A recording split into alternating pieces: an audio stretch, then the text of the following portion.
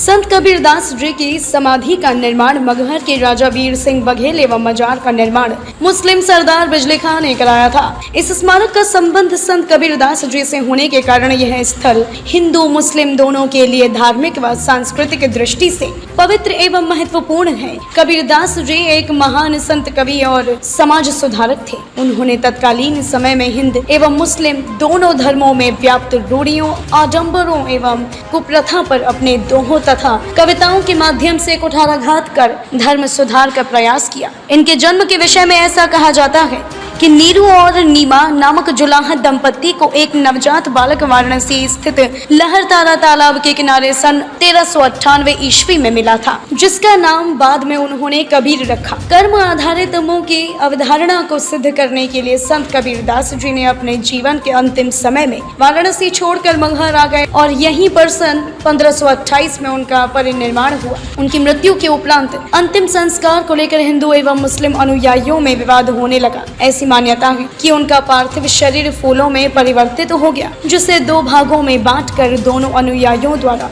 अपने अपने धर्म अनुसार समाज एवं मजार का निर्माण कराया गया। हम है जनपद संत कबीर नगर में। जनपद संत कबीर नगर का यह मगहर स्थान है। मगहर स्थान के पास जहाँ पे कबीर की समाधि और कबीर की मजार बनी हुई है। हिंदू और मुस्लिम की एकता का संदेश देने वाले कबीरदास की यह नगरी है, जहाँ पे अंतिम समय में कबीरदास अपने आए थे और उन्होंने अपना देह, अपना शरीर यहीं पर छोड़ा था।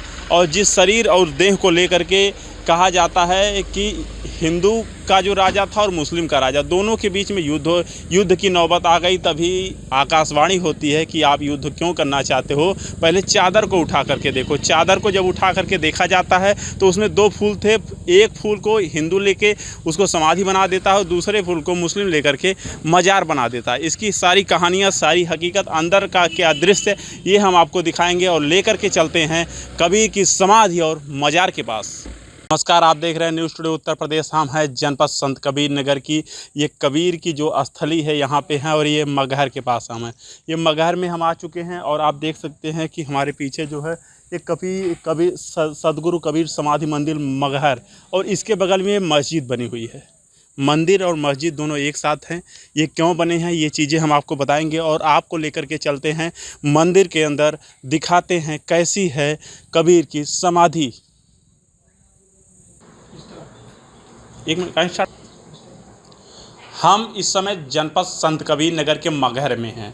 मगहर, जैसा कि पौराणिक समय में एक बात होती थी, एक कहने सुनने में जो प्रचलित बात थी, वो बात ये थी कि कहा जाता था कि जो मगहर में आदमी अपना शरीर त्यागता है उसको नरक मिलता है। लेकिन कबीर, जिन्होंने इस बात को पूरी तरह असत्य साबित किया, और क्या कुछ हुआ, हमारे साथ यहाँ के पुजारी हैं, इनसे हम बात करेंगे और बताएंगे आपको। ज़रा सा महाराज जी आप उठ जाएँ।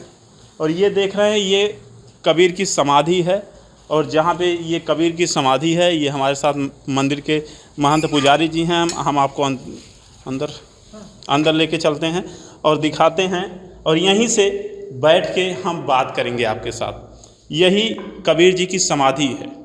अब ये समाधि के पीछे की कथा क्या है, ये कहानी क्या है, उसके बारे में हम विस्तार से चर्चा करेंगे। हमारे साथ यहाँ के जो पुजारी हैं वो हैं। क्या नाम है आपका? शांतिदास पुजारी। शांतिदास पुजारी जी, ये कुछ बताइए हमें इसके बारे में। ये यहाँ पे हम देख रहे हैं बगल में मस्जिद है और यहाँ पे जो है मंदिर है, तो क्या कहानी है, इसके पीछे का रहस्य क्या है? जैसे कि अपने समाज में कबीर साहब के 624 साल पहले अपने भारतवर्ष में काफ़ी दुराचार फैले हुए थे। जो हिंदू समाज के लोग थे, जो अपने आप को श्रेष्ठ मानते थे, और जो गरीब कुचले लोग थे, उनको शिक्षा का अधिकार, पूजा करने का अधिकार, धर्म रखने का अधिकार, या अन्य खुले में भी वो लोग सांस नहीं ले सकते, सार्वजनिक कुओं पे पानी नहीं पी सकते थे। और उधर मुस्लिम शासक अपने तलवार के बल पर लोगों को हिंदू से मुस्लिम बना रहा था। तो कबीर साहब मानवता का संदेश देने के लिए अपनी ज्ञान शक्ति से लहरतारा नामक तालाब में प्रकट होते हैं। जो स्वामी अष्टानंद जी लहरतारा के दूसरे तट पर ध्यान करते हैं, उस जब आकाश से प्रकाश आता है और तालाब में जाकर रुक जाता है, उस प्रकाश की चमक से उनका ध्यान टूट जाता है और ये वार्ता वो अपने गुरु रामायण जी को बताते हैं। तो रामायण जी कहते हैं किसी न किसी महापुरुष का जगत कल्याण करने के लिए अवतरित हुआ है। उसके बाद फिर जो ब्रह्म मुहूर्त में नीरो नीमा जो दंपत्ति जुलाए होते हैं, नीमा नीरू अपनी पत्नी को पहली बार नीमा को बुला कर लेकर आते हैं मलवाड़ी से कभी चौरा के लिए। तो बीच में ही लहर तारा पड़ता है। जेठ पूर्णिमा का दिन होता है और गर्मी तेज़ होती है। उनको पानी पीने की जिज्ञासा होती है। तो उस समय पानी पीने का साधन तालाब या नदी था।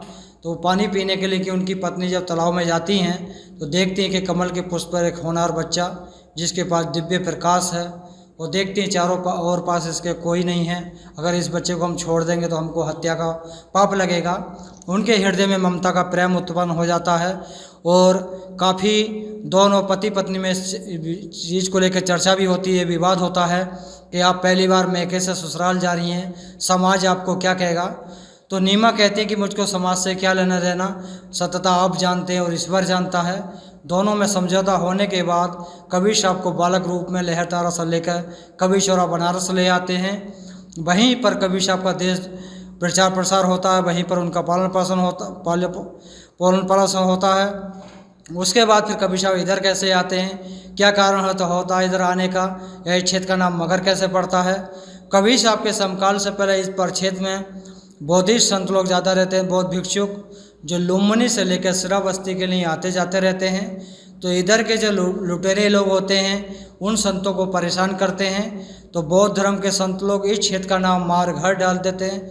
मार माने रास्ता, हर माने समान, सिलसिला चलता रहता। उस समय बौद्ध धर्म देश दुनिया में ज़्यादा प्रचार प्रसार करता है। सभी जाति के लोग, सभी धर्मों के लोग बौद्ध धर्म को ग्रहण करने लगते हैं। तो उसी में काशी के पंडा पुजारी जो चतुर चालाक होते हैं उनके मन में आता कि काशी की तरफ आस्था कैसी जोड़ी जा, वो बौद्ध धर्म को और या इस क्षेत्र की छवि को कैसे ख़त्म किया जा। तो उसी परिस्थिति में काशी के लोग एक धारणा फैलाते कि जो काशी मरेगा मोक्ष पाएगा, जो मगहर मरेगा नरक जाएगा। जो ऐसी कहानी फैला देते हैं तो इधर के जो लोग होते हैं उनकी बात पर विश्वास करने के बाद धीरे धीरे काशी में शरीर त्यागने लगते, परंपरा चालू हो जाता है। तो कबीर साहब के आने से पहले इधर और संत भी आते हैं, पानी मांगते हैं। पानी की जगह उनके बर्तन में मिट्टी या धूल भर के दे देते हैं जो इस क्षेत्र के पशु चराने वाले चारागाह लोग होते हैं। तो उन संतों के मुख से शब्द निकल जाता कि आज से क्षेत्र में सूखा पड़ेगा या धूल उड़ेगा। उस समय के बाद धीरे धीरे इस क्षेत्र में बारिश पड़ना कम होने लगता है। काफ़ी उपचार किए जाते हैं, दोनों धर्मों के अनुसार पूजा पद्धति की जाती हैं, लेकिन वर्षा नहीं होती। पर यहाँ का जो राजा होता है जनता दरबार लगाता है। उस जनता दरबार में सभी रीति रिवाज के संत लोग आते हैं। तो संत लोग कहते हैं भाई हम लोगों में इतनी ऊर्जा नहीं है जो हम वर्षा करा सकें, लेकिन काशी में कबीर साहब रहते हैं, अगर उनके पास जाएंगे कुछ ना कुछ समस्या का निदान हो सकता है। पर यहाँ का जो राजा होता है अपने साथियों को साथ ले कबीर चौरा बनारस जाते हैं, वो पूरी विनती निवेदन करते हैं।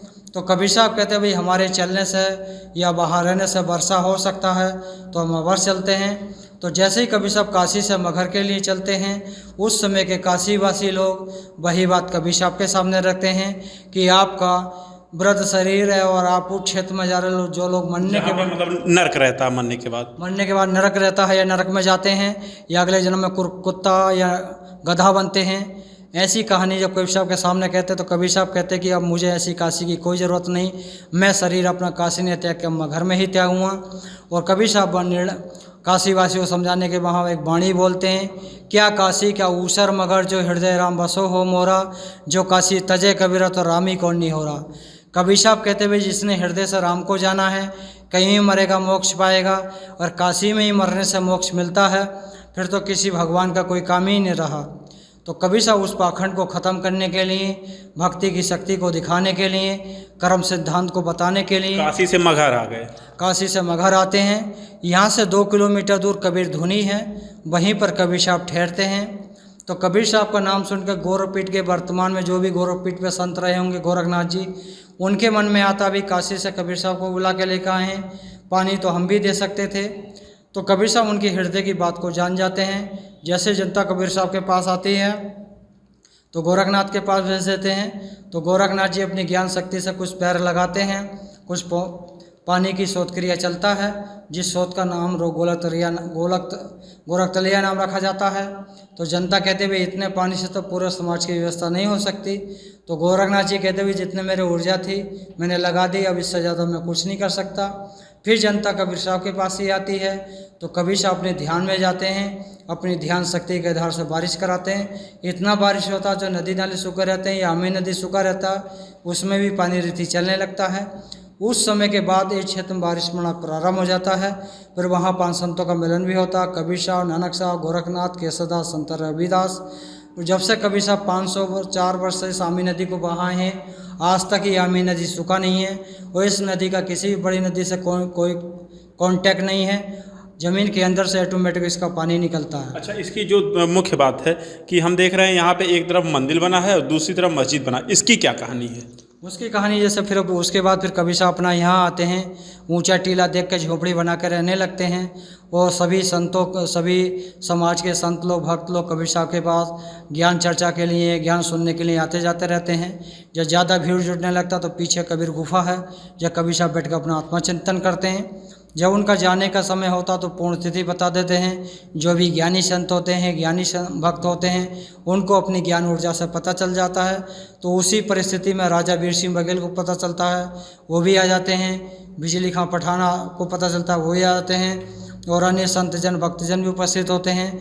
कबीर साहब कहते हैं भाई जब तक झोंपड़ी के अंदर से आवाज़ आता रहे, जब तक झोंपड़ी नहीं खोल के देखना, आवाज़ आना बंद हो जाता तो झोंपड़ी खोल कर देख लेना। इतना कहने के बाद कबीर साहब अंदर चले जाते हैं, झोपड़ी बाहर से बंद करा देते हैं।